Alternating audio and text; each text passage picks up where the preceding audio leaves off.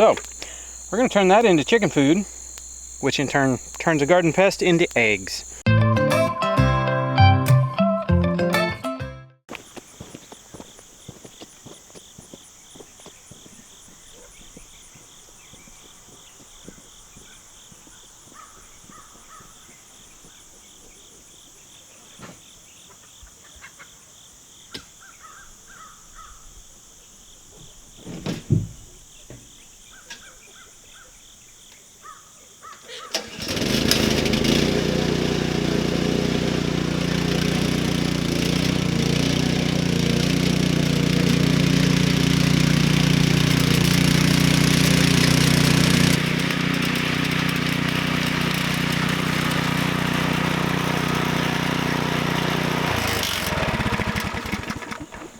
Good morning, beautiful people. It is another fine, beautiful fall morning. Happy October. It is now October. And so the project that I get to work on today is actually this bed right here. We are getting ready to plant our garlic. The garlic will be harvested in 2024. This is one of those crops where you really are planting for the future. I had this bed ready and it kind of started getting overgrown, so we took our extra roosters we had and we penned them up in here, hoping they would destroy the weeds.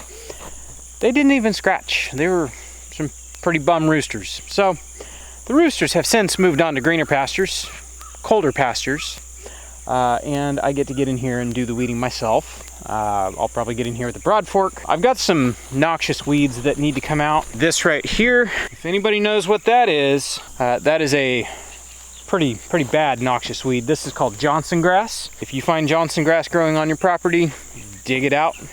I'll dig it out and I'll show you guys how to tell exactly what it is. It's basically a weed that once you bruise or damage the leaves, they release cyanide, and if your animals eat it, it'll kill your animals. So I'll dig that up. I'll show you how to deal with it. I don't know why, but it seems like this year has been the year for Johnson grass. I have found it everywhere. I don't know if Johnson grass was here before, but like this stuff is starting to go to seed, so I've got to dig it up and deal with it. But other than that, I'm going to get out here. I'm going to get this entire bed rototilled and mounded back up. It doesn't even really need to be tilled. I just need the beds established. Having those roosters in here, I guess they did do a little scratching because the beds are no longer viewable, but I'm gonna get that all set up. This has already been amended. It's had compost added. All I really have to do is just build the mounds again. I'm gonna put hay on it as our mulch, and then when we get our garlic in a couple, I think we're supposed to get our garlic here pretty quick. We ordered some. We've got some from last year that we're going to plant again this year. All right, I'm gonna quit talking and get to work. Gotta go grab a shovel and the broad fork, and I'll dig up this mess of grass right here, and I'll show you how to deal with the Johnson grass.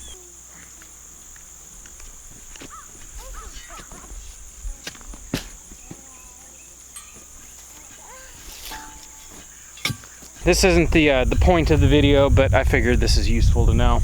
The thing about Johnson grass is it grows via rhizome.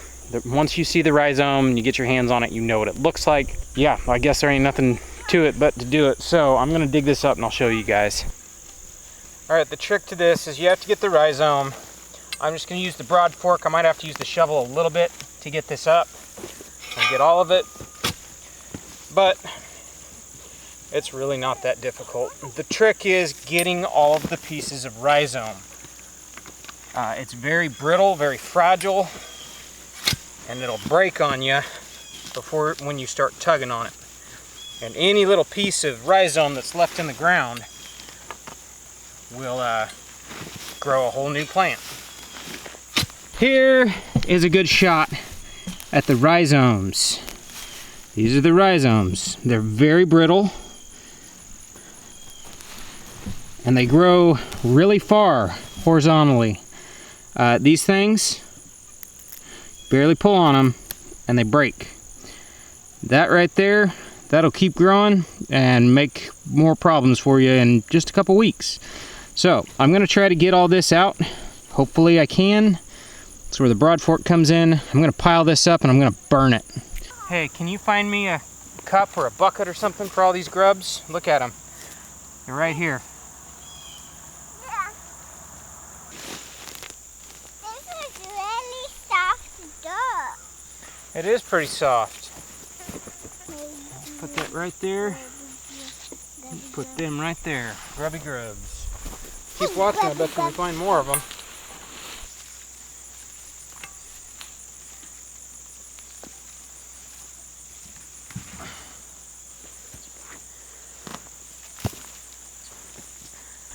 Got the one Johnson grass. Try to lay it out how it was growing. There's the rhizome. This one's going off in a different direction. We can see how big they start getting. Like, that's huge.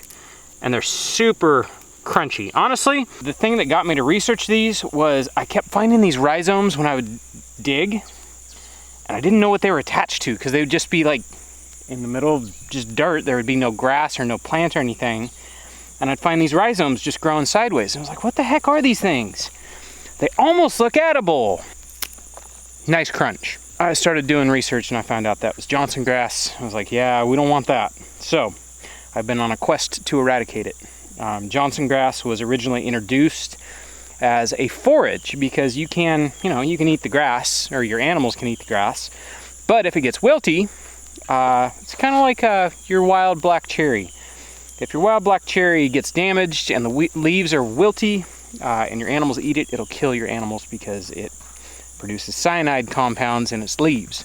Same thing with the Johnson grass. I'm sure it'd make a great forage if you were able to graze it without damaging it, but I don't feel like having something that produces cyanide when damaged around my animals. So we're just gonna eradicate it. Plus, I mean, it's highly invasive. So I'm gonna pull the rest of this grass in here, get it dug out, and build my mounds for the beds again. After I go throw this in the fire pit. After rototilling some of this and chopping these roots, these rhizomes, into 50 million pieces, there's a few spots that came back with a vengeance just from me chopping it with a rototiller. I figured out what it was. All right, I'm gonna get broad forking, pull up most of this grass. I think this grass will come out pretty easy because this was rototilled and fluffy, and the mounds were built before the weeds grew, so we've pretty much stayed off of it, so it shouldn't be too compacted.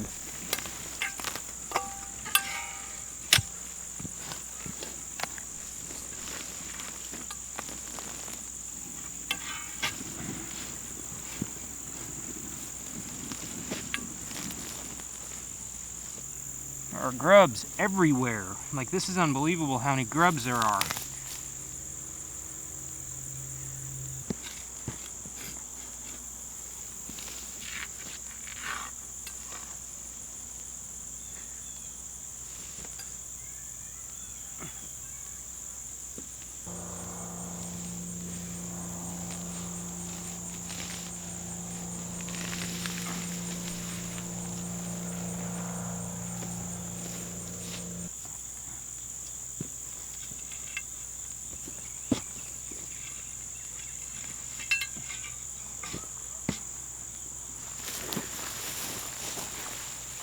Pretty good little clump of Johnson grass right there. I don't know where it comes from, because it'll pop up in places I've never had it. So the only thing I can think of is it's bird planted. The seeds are spreading. You know, it's kind of like kudzu. If your neighbors have kudzu and they don't do anything about it, you have kudzu. That's a lot of grubs.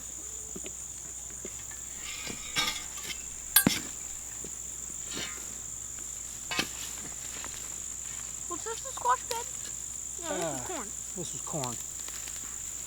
Any grubs in that state? There's another one of these here.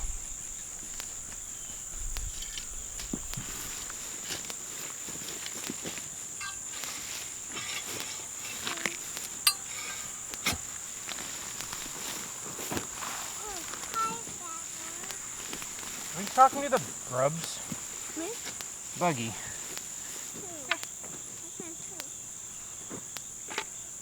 Dad, I found two. Yep, put them in the bucket so we can get rid of them. That's so funny.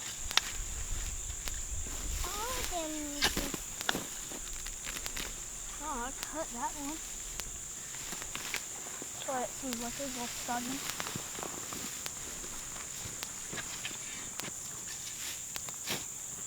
Dad, what is this?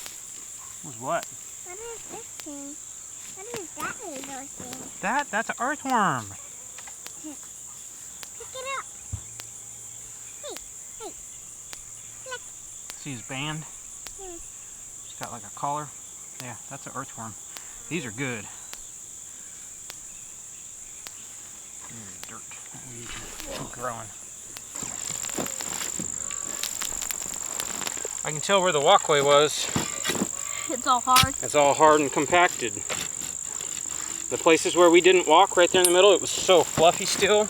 Yeah, like right here where I'm digging. So fluffy. Oh yeah, that's definitely Johnson grass. What, rhizomes? Yeah, look. Yep. Oh, That's Johnson grass. everybody can have these.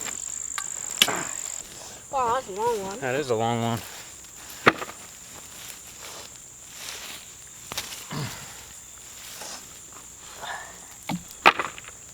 All right, we dug up all the Johnson grass we saw. We actually got a fair bit. We also have been picking up the grubs that we find. That is a bunch of grubs. Like, that is a bunch of grubs. So, we're gonna turn that into chicken food, which in turn turns a garden pest into eggs. I'm gonna keep this bucket out here for a little bit longer. I'm gonna get the rototiller in here, not so much to rototill it, but to make the mounds. It's a really easy way to make the mounds. Here is our pile of Johnson grass.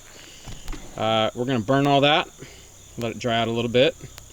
But yeah, these are the rhizomes. Some of them are huge. And if you break them at all, there's a whole new plant.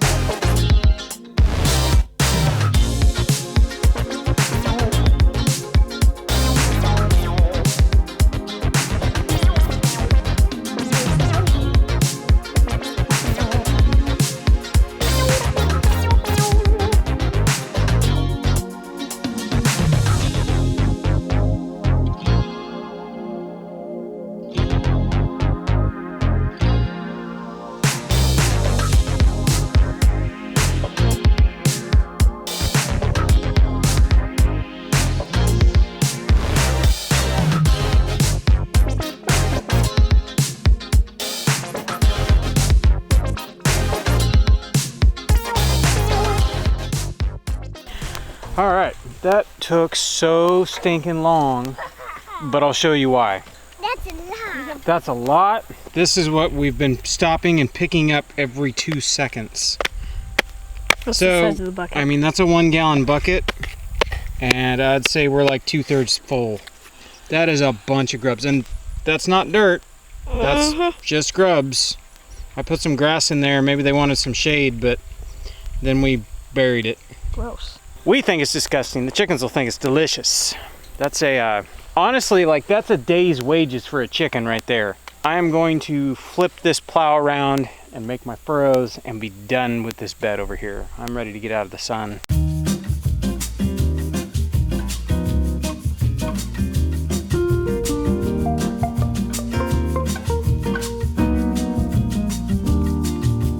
Made short work of that. I've got 1, 2, 3, 4, 5, 6 furrows. That should actually be enough garlic for us. We'll plant them probably on 6-inch centers, I think is what we can plant them at. So the only thing left to do, I think, is what I'm gonna do before we plant the garlic. We're gonna get in here with a hay bale and I'm gonna deep mulch the heck out of this. It'll suppress a lot of the weeds, and then all of that hay will just break down and feed the soil. I think I'm gonna go show Meg the grubs and go feed them to the chickens. That's like a day's worth of chicken food. Oh, that's nasty. Gross. Isn't that disgusting? That's really disgusting. Oh, yuck. Don't spill them. That's gross. Isn't that disgusting? Go feed them to the chickens. Look at them waiting. They know. I see a bucket. Okay. Free choice. Help yourself.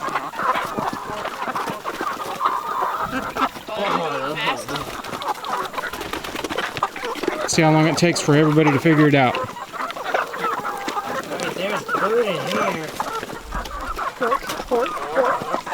Oh, she had to take hers inside. I just worked from home. Okay, we're causing drama. Food drama. Would this be better? Oh yeah, that seems to be better. Now everybody can see them.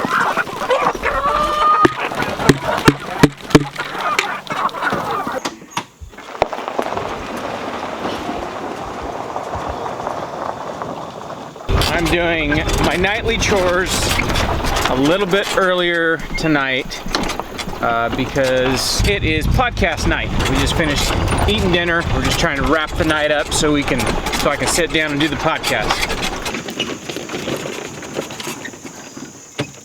The nightly chores around here right now aren't actually that bad. Really, it just consists of moving the meat birds for night. We don't feed them at night. We just keep them in feed during the day. Water is really the only major important thing. So yeah, I just come down here, get them moved, and I pull the feeders out and then top off their water. So it's nothing real difficult. Come on, meat birds. Did we get run over? Come on, meat birds.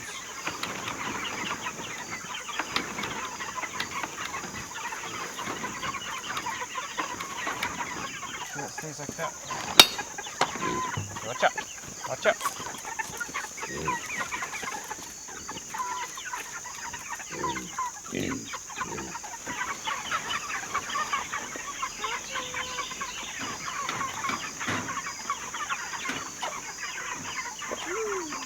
Okay.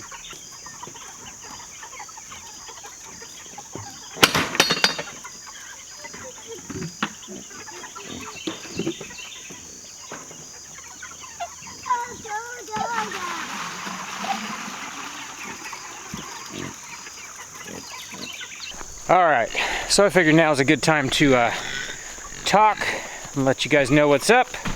So Meg's mom flew out from California for a visit. She's gonna be with us all week. As you guys know, when we have visitors, we like to be present. And so we may not be filming a whole lot this week. I mean, we're not gonna put our life on hold. There's still stuff that I need to do, I need to get taken care of. And if I can, I'll film it. But if we're just sitting around enjoying our company, then we're not pulling the camera out for that. Hope you guys can understand. If you don't see us the rest of this week, that's why. She's gonna be with us all week. She's leaving this weekend. It's been good. She got here yesterday evening, had dinner with us, and she's been with us all day today, and then it'll be the rest of the week. This is her favorite part, is filling up the chicken water and playing in the chicken water. So I would like to say this meat bird setup is like spectacular. Having the water on the outside, and then it's a sealed system, so I don't have to worry about cleaning out waterers. Oh man, this is muy bueno. I think the only way that these chicken tractors and the waterer and everything, the only way it could be better is if I had a feeder that was the same type of setup as the water. Dump it in a hopper and it dumps it to the inside.